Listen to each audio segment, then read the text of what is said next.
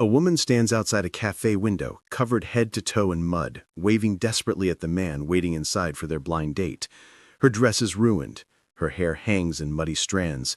Teenagers are laughing at her from across the street. Most men would walk away. Most would make an excuse and disappear, but when 34-year-old single father Evander Locke sees her standing there, completely humiliated and unable to come inside, what he does next doesn't just surprise her, it changes everything. Before we continue, please tell us, where in the world are you tuning in from? We love seeing how far our stories travel. Evander Locke checked his watch for the third time in 5 minutes, 7:10 p.m. The Bluebird Cafe hummed with quiet conversation around him, the smell of fresh bread and rosemary filling the air, but all he could focus on was the knot tightening in his chest. His fingers drummed against the menu he'd read 4 times already, without absorbing a single word. The window table suddenly felt too exposed, like everyone in the restaurant could see exactly what he was, a man who hadn't been on a date in 3 years, sitting alone, wondering if he'd been stood up. He glanced at the door again. Still empty. Maybe this was a sign. Maybe he wasn't ready. Maybe... Movement outside the glass caught his eye. A young woman stood just beyond the cafe entrance, visible through the glass door. She wasn't coming in. She was just standing there. And she was completely covered in mud from her knees down, with splatters across what looked like it had once been a red dress. Her blonde hair hung in damp, muddy strands around her face. Their eyes met through the glass. She started waving at him, not a casual wave, a desperate, mortified, please don't leave kind of wave. Her other hand pressed against her chest, and even from inside, Evander could see her mouth the words, "I'm so sorry." For a moment, he just stared. Then, without thinking, he stood and walked toward the door. Every instinct told him something was wrong. Not dangerous, but wrong. This woman looked like she'd been through something, and she was trying to communicate with him from outside the restaurant. The moment he stepped into the cool evening air, he heard her voice. "Elowen?" he asked gently. Her eyes filled with tears instantly. "I'm so sorry. I was literally right there." She pointed to a spot about 50 feet from the cafe with a shaking hand. "I could see the entrance. I was walking toward it, and I was so nervous about this date that I wasn't watching where I was going." She took a breath, and Evander noticed the way she was favoring her left ankle. There was this huge puddle from the rain earlier, mixed with mud from the construction site next door, and I completely wiped out. Full faceplant, like cartoon-level fall. Evander's concern deepened. He could see her scraped palms now, the way she was trying to hide them behind her back. "A bunch of teenagers saw the whole thing," Elowen said, her voice cracking. She gestured across the street where a group of kids were still filming on their phones. "They were laughing, taking videos. I wanted to disappear into the ground. And my phone." She held up a mud-caked device that looked beyond saving. "It's completely dead.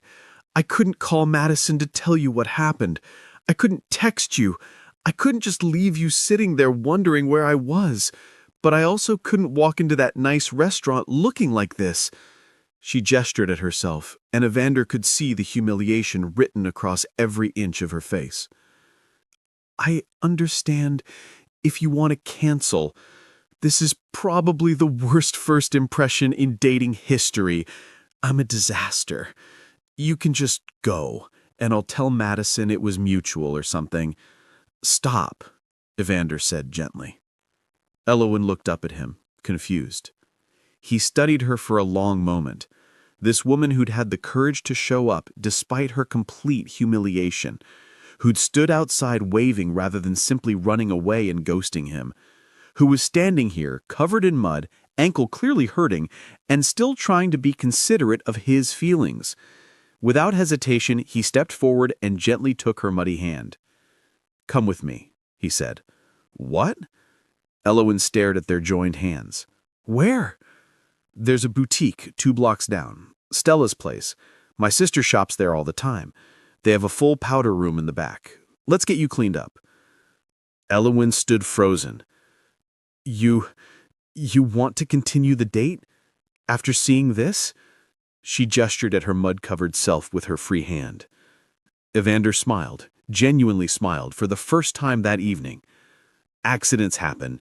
Besides, if you had the courage to show up like this instead of standing me up, the least I can do is help you get cleaned up. Come on. The walk to Stella's place was quiet, except for Elowen's occasional winces. Evander slowed his pace to match hers, his hand still holding hers despite the mud. "I can't believe you're not running away," Elowen said finally. "Why would I run away?" "Because I'm a mess, literally and figuratively." Evander glanced at her. "Everyone's a mess sometimes. At least you're honest about it." Something in his voice made Elowen look up at him, really look at him. There was a sadness there, buried deep beneath the kindness. Something that said he understood what it meant to fall apart. They reached the boutique, and Stella, a woman in her 60s with kind eyes and silver hair, took one look at Elowen and immediately ushered them inside. "Oh, honey, what happened to you?" Stella asked. Evander explained quickly. To her credit, Stella didn't even flinch. "The bathroom's in the back," she said, pointing. "Take your time, dear. I'll get you some towels and toiletries." "I can't afford—" Elowen started. "Don't worry about it," Evander interrupted. He turned to Stella. "Can we find her something to wear? Simple is fine." "Evander, you can't buy me clothes," Elowen protested. "Consider it an investment," he said with that same gentle smile, "in what I hope will be a great evening." 20 minutes later, Elowen stood in the boutique's spacious bathroom, staring at herself in the mirror. The mud was gone, her hair was clean, and she was wearing a simple red dress, different from her ruined one, but somehow even prettier.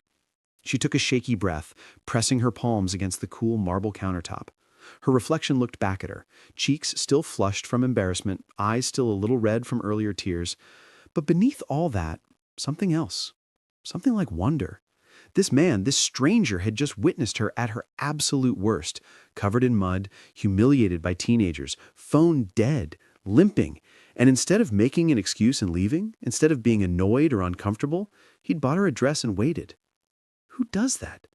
The thought scared her as much as it warmed her, because Elowen had been on enough bad dates to know that kindness like this was rare, kindness without expectation, kindness that showed up even when things got messy. She dated men who got irritated when she was 5 minutes late, who complained when she couldn't make dinner plans because of work. And here was someone who'd seen her fall apart literally, and his response was to help. She touched the fabric of the dress, soft cotton under her fingertips. It fit perfectly like it had been waiting for her.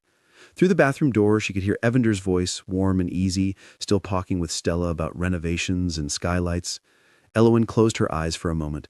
"Don't mess this up," she told herself. "Whatever this is, don't mess it up." When she emerged from the bathroom, Evander was chatting with Stella near the front of the store.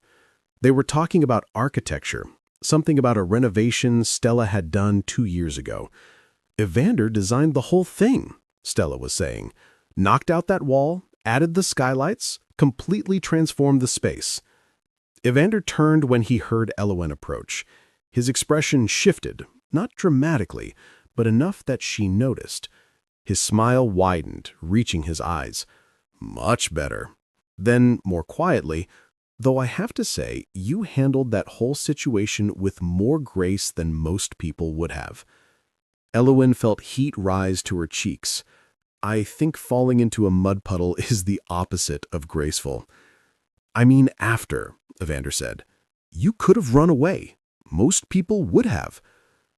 They thanked Stella and walked back toward the Bluebird Café.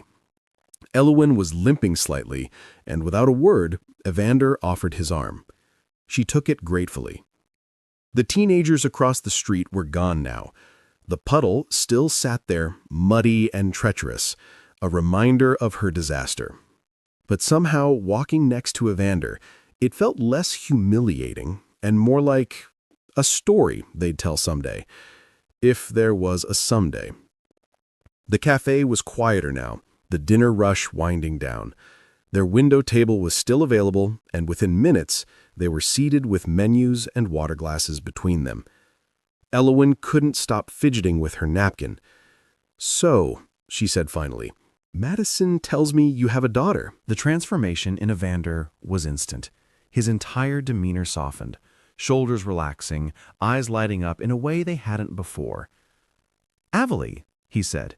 She's 7 going on 17, smart as a whip, and completely convinced she knows more about life than I do. Elowen laughed. Sounds like she might be right. She gave me a pep talk before this date, Evander admitted, pulling out his phone. He showed her a photo, a beaming little girl with his brown hair and bright green eyes, holding up a terrible magic trick with playing cards spread between her small hands. She said, "I needed to stop being scared of feelings, Daddy." Wise girl, Elowen said, studying the photo. There was so much love in that child's face, so much light. She gets it from her mother. The way Evander said it, past tense, gentle, grieving, made Elowen look up sharply. He met her eyes. Andrea passed 3 years ago. Severe asthma attack that led to respiratory failure. We were at home. She'd had asthma her whole life, managed it well. But this one, it was different. Sudden. By the time the ambulance arrived, it was too late. Elowen's hand moved across the table instinctively, covering his. "I'm so sorry." Evander looked down at their joined hands. "Thank you. It's been a journey." Evelyn was 4 when it happened. She barely remembers her mom now, which breaks my heart some days. But she's also the reason I get up every morning. The reason I'm here tonight, actually. She encouraged you to date? For months, Evander said with a small smile. She's been very concerned about my social life. Keeps telling me that Daddy needs a friend who's not Aunt Madison. Elowen laughed, but it was gentle, understanding. That must be hard. Dating again. Terrifying, Evander admitted. I keep wondering if I'm betraying Andrea's memory, if I'm being selfish, if I'm ready, if Evelyn's ready. Madison practically had to drag me to agree to this. And yet, here you are, Elowen said softly. That takes courage. So does showing up covered in mud. Their eyes met, and something passed between them. Understanding, recognition, the knowledge that they were both carrying things, histories, hurts, hopes. What about you? Evander asked. Madison mentioned you work at the children's library. Elowen's face brightened. I do. I run the reading programs for kids ages 5 to 12. We do story times, reading challenges, summer camps. It's my favorite thing in the world. Tell me about it. So she did. Elowen talked about the shy kids who discovered their love for books through her programs, the struggling readers who finally found stories that spoke to them, the magic of watching a child's face light up when they connected with a character for the first time. There's this one boy, Marcus. He's 8, and he hated reading when he first came to our program. His parents were so worried. But I found this graphic novel series about dragons, and now he reads 3 books a week. His mom cried when she thanked me. Evander watched her talk, watched the passion animate her features. You love what you do. I really do. Kids they're honest. They don't pretend. They show you exactly who they are and what they need. Adults could learn from that. The conversation flowed effortlessly after that. Hours passed without either of them noticing.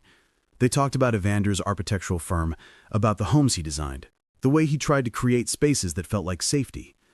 Elowen shared about growing up in a small town, about losing her own father to cancer when she was 16, about understanding grief in a way most people her age didn't. Is that why you work with kids? Evander asked gently. Elowen paused. Maybe. I think I know what it's like to need someone to show up for you, and I want to be that person for them. By the time they left the restaurant, it was nearly 11. I know tonight didn't start the way either of us planned, but I'm really glad you waved me outside instead of leaving. Me too, Elowen admitted, though I'm definitely wearing sneakers on our second date. Evander's expression shifted. Hopeful. Vulnerable. Second date? If you're interested, after seeing me at my absolute worst, I'm very interested. They stood there for a moment, neither quite wanting to leave. Finally, Elowen stopped a taxi. Good night, Evander. Good night, Elowen. The taxi drove away, and Evander stood on the sidewalk watching the taillights disappear, feeling something he hadn't felt in 3 years. Hope. But life, as it often does, had other plans. The second date had to be postponed when Aveline came down with the flu. Evander texted Elowen apologetically. His daughter was running a fever and throwing up, and he couldn't leave her with anyone. Don't apologize. Take care of your girl. We'll reschedule. The third attempt was derailed by a work emergency for Elowen. The children's library had a burst pipe that flooded the kids' section, destroying dozens of books. She spent 3 days salvaging what she could and organizing donations. I'm so sorry. Rain check? Of course. Let me know when things settle down. It was 3 weeks before they finally managed to meet again. 3 weeks of texts that turned into phone calls that sometimes lasted past midnight. 3 weeks of learning about each other in fragments, favorite books, childhood memories, fears about the future. When they finally sat down for coffee on a Wednesday afternoon while Aveline was at school, it felt less like a second date and more like coming home. I missed you, Evander said simply. Elowen's smile was radiant. I missed you too. They didn't rush after that. Both understood that this, whatever this was becoming, needed time, needed care. Evander was cautious about bringing someone new into Aveline's life, and Elowen respected that completely. Take your time, she told him one night on the phone. I'm not going anywhere. It was 2 months before Elowen met Aveline. 2 months of careful dates, of Evander slowly learning to open his heart again, and Elowen proving through patience and consistency that she meant what she said. They met at a casual lunch spot, nothing formal, nothing that would put pressure on a 7-year-old. Elowen showed up with a canvas bag full of books from the library, carefully selected based on everything Evander had told her about his daughter. Aveline walked in holding her father's hand, eyeing Elowen with the kind of serious suspicion only children can master. They sat down, ordered food, made small talk about the weather and the menu. And then, barely 5 minutes in, Aveline looked directly at Elowen. And are you Daddy's girlfriend? Aveline, Evander exclaimed, mortified. But Elowen laughed, genuinely laughed. I'm your daddy's friend. Is that okay? Aveline studied her with sharp green eyes. Do you like magic tricks? I love them, said Elowen seriously, but I'm terrible at figuring them out. Perfect, Aveline declared. Her entire face transformed, lighting up with excitement. Because I'm really good at them, and I don't like when people guess too fast. It ruins it. She proceeded to perform her entire repertoire. Card tricks, coin tricks, one truly terrible disappearing napkin trick that involved her just shoving it under the table. Elowen watched each one with rapt attention, gasping at all the right moments, declaring herself completely stumped. Evander watched them both, his heart doing something complicated and wonderful in his chest. After lunch, as they walked to their cars, Aveline reached up and took Elowen's hand. You're nice. You can come to dinner at our house. Elowen looked at Evander, who shrugged with a helpless smile. I'd love to, Elowen said. 8 months passed. 8 months of slow, careful building. Of family dinners where Elowen learned that Aveline hated green beans but loved broccoli, that she had nightmares about sharks, and that she still slept with a stuffed elephant named Mr. Trunks. 8 months of Saturday mornings at the farmer's market. One particular Saturday in June stood out, the sun warm but not oppressive, the market bustling with early summer produce. Aveline had insisted on picking out flowers for their kitchen table, spending 20 minutes debating between sunflowers and daisies before declaring they needed both. We have 2 hands, she'd reasoned with perfect 7-year-old logic, 1 bouquet for each hand. Elowen had laughed and bought both bunches, letting Aveline carry the sunflowers while she took the daisies. They'd walked through the market like that, Evander carrying the produce bags, Aveline and Elowen with their flowers, looking for all the world like a family. Ice cream? Aveline had asked hopefully at the end. It's 10 in the morning, Evander had protested. Saturday rules, Aveline countered. Saturday rules say ice cream time is whenever we want. Elowen had sided with Aveline, and they'd ended up on a park bench eating ice cream cones, strawberry for Aveline, vanilla for Evander, chocolate for Elowen, while Aveline taught them a new magic trick involving a disappearing quarter. It was ordinary, beautifully, perfectly ordinary, and Evander had realized, watching Elowen help Aveline practice the trick, that this was what he wanted forever. It wasn't perfect. There were hard moments. One night, Aveline had a meltdown, a real devastating one, where she sobbed for her mother, screaming that she wanted Mommy back, that nothing was right without her. Elowen had been there for dinner.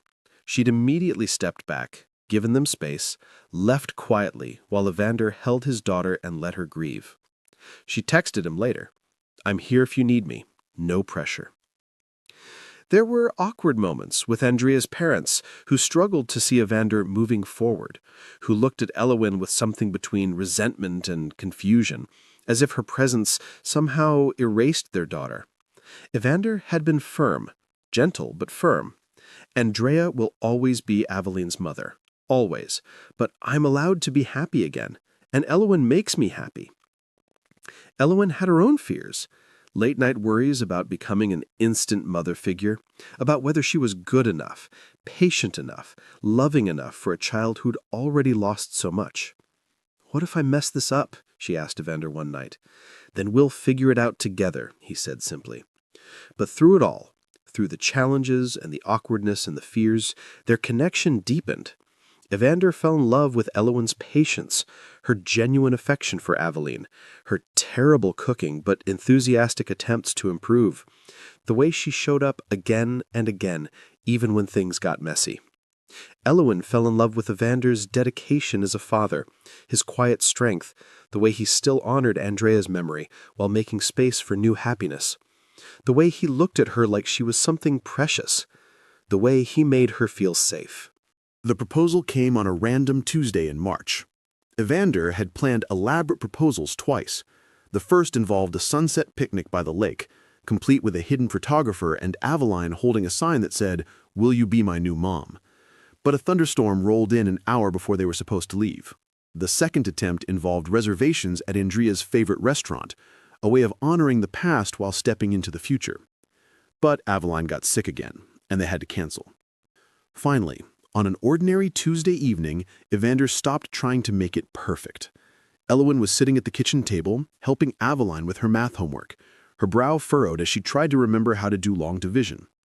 Evander was making spaghetti and listening to them debate whether the answer was 42 or 47. The kitchen was warm, filled with the smell of garlic bread in the oven and the sound of Aveline's pencil scratching against paper. Outside, the March wind rattled the windows, but inside, everything felt safe. Settled. Right. He turned around, spatula in his sauce-covered hand, and the words just came out. "Marry me." The kitchen went silent. Elowen looked up, startled. "What?" "Marry me," Evander repeated. He walked over, completely forgetting about the sauce dripping onto his hardwood floor. "I had plans. I had rings picked out. I had this whole thing prepared. But watching you two right now, I realize this is it. This is our life, our beautiful, messy, ordinary life, and I want it forever. I want Tuesday nights with math homework and jarred spaghetti sauce.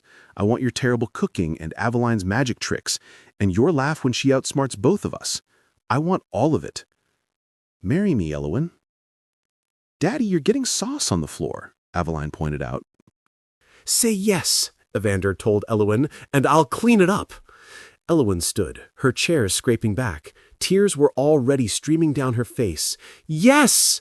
Yes? Yes, of course yes!" She crossed the kitchen and threw her arms around him, not caring about the sauce on his hands, or the mess on the floor, or the fact that Aveline was now cheering at the top of her lungs. "Finally!" Aveline shouted. "Can I be the flower girl? Can I wear a peach dress? Can we have chocolate cake instead of vanilla? Because vanilla is boring." Evander and Elowen pulled apart just enough to look at each other, both laughing and crying at the same time. "We're getting married," Elowen whispered. "We're getting married," Evander confirmed. Aveline wedged herself between them, wrapping her small arms around both their waists. "We're gonna be a real family, like official and everything." "We already are a family," Evander said, looking down at his daughter. "This just makes it official." The wedding was 6 weeks later, held in Evander's backyard on a perfect May afternoon.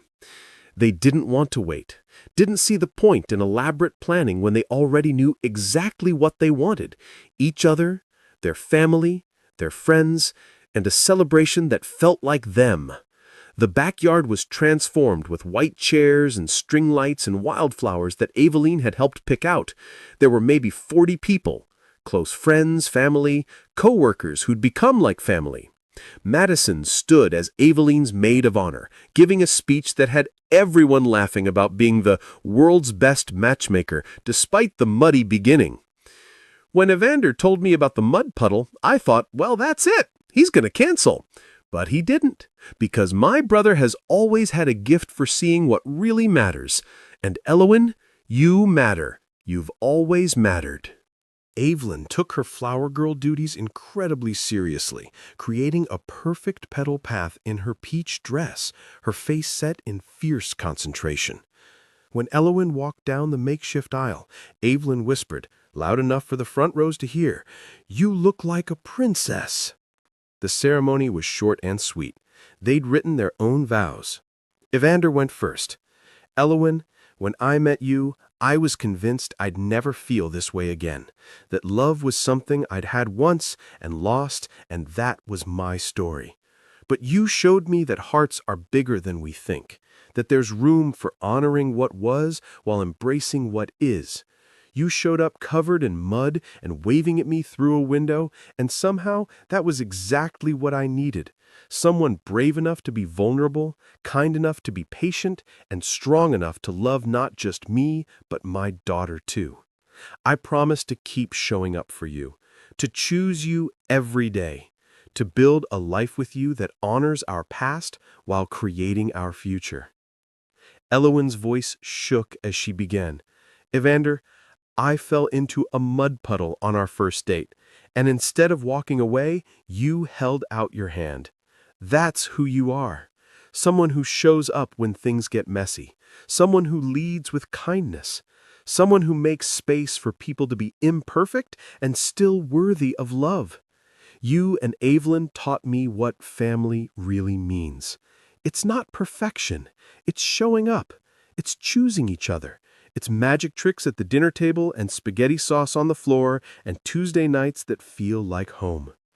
I promise to keep showing up for both of you, to be patient when things are hard, to celebrate every ordinary moment, to love you both with everything I have." When they kissed, Evelyn cheered so loudly that several people jumped. The reception was exactly what they wanted. Casual, warm, full of laughter. There was dancing and terrible cake. Aveline had been right about chocolate being better. And toasts that ranged from funny to deeply moving. As the sun began to set and the string lights came on, casting everything in a golden glow, Elowen called Evander aside. "I have a wedding gift for you," she said, looking nervous in a way that made his heart skip. "Elowen, you marrying me is gift enough. Well, this is something extra." She took his hands and placed them gently on her stomach. "In about 7 months, Aveline's going to be a big sister." The world stopped. Evander stood frozen, his eyes widening as the words sunk in. I found out 3 days ago. I wanted to wait until today to tell you. I know we didn't plan this, and I know it's fast, and if you're not ready..." Evander cut her off by dropping to his knees. He pressed his forehead against her stomach, his hands gentle on her waist, and Elowen could feel the baby shaking. "Hello, little one. I'm your daddy, and I already love you so much." Elowen ran her fingers through his hair, her own tears falling freely now. "You're happy?" He looked up at her. "I'm happy." "What's going on?" Evander asked. Aveline had appeared beside them, her peach dress smudged with frosting from the cake. "Why is Daddy on the ground? Are you okay?" Evander pulled his daughter into a hug, bringing Elowen into it too. "How do you feel about being a big sister?" For a moment, Aveline just stared at them, processing, understanding. And then she screamed. A shriek of pure joy so loud that the entire reception turned to look. "I'm going to be a big sister! I'm going to teach them everything. Magic tricks and reading and how to make the perfect peanut butter sandwich. Can we name them something cool, like Dragon or Sparkle? When are they coming? Do I get to hold them? Can they sleep in my room?" Evander and Elowen laughed through their tears, holding each other and their daughter, their family expanding in the most beautiful way. If you believe in second chances and beautiful new beginnings, share this story with someone who needs to hear it.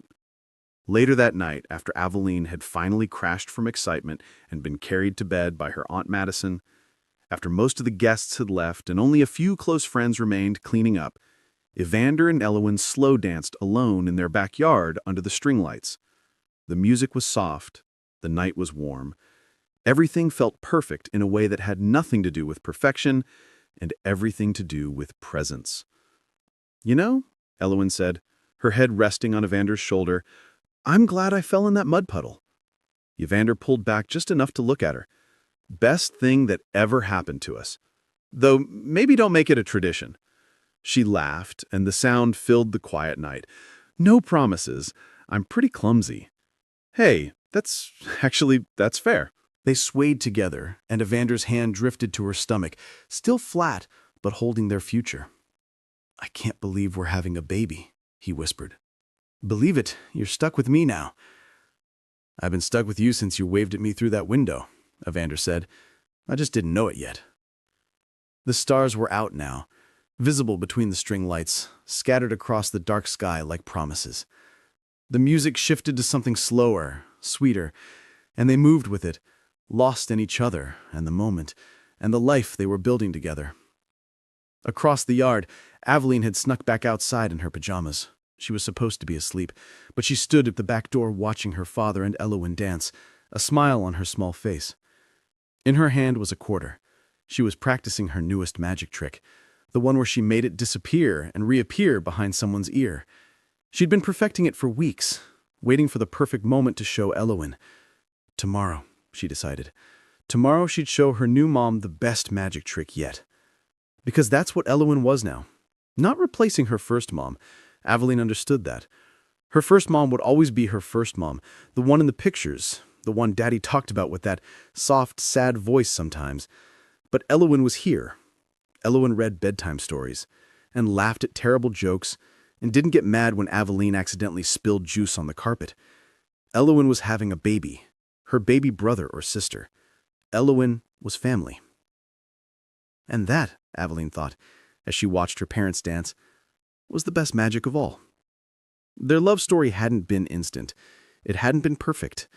It had been earned through patience, through showing up even when life got messy, through choosing each other again and again.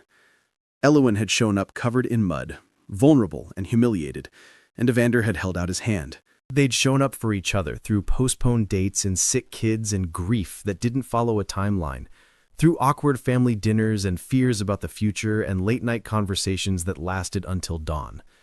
They'd shown up for Aveline, creating space for her to grieve her mother while accepting new love, teaching her that hearts can hold multiple truths at once. Missing someone and loving someone new aren't mutually exclusive. And now, dancing under string lights, with their daughter watching from the doorway and new life growing between them, they were showing up for their future. A future built on Tuesday nights and math homework and terrible cooking, on magic tricks and bedtime stories and mud puddles that became metaphors, on love that wasn't dramatic or perfect, but was real and patient and kind, on choosing each other every single day. Evander spun Elowen gently, and her laugh rang out across the backyard. In that moment, surrounded by the remains of their wedding reception and the warmth of string lights and the promise of tomorrow, everything felt complete. Not because there wouldn't be more challenges, not because life suddenly became easy, but because they'd learned the secret that only some people ever figure out. Love isn't about finding someone perfect. It's about finding someone who shows up. Someone who holds out their hand when you're covered in mud. Someone who stays when things get hard. Someone worth choosing again and again and again. And as Aveline finally gave up on sneaking and ran across the yard to join them, throwing her small arms around both their parents, their family felt complete. Complete with one more miracle on the way. Thank you for being here with us on this journey. If this story reminded you that beautiful things can come from messy beginnings, don't forget to subscribe and share the love. See you in the next story.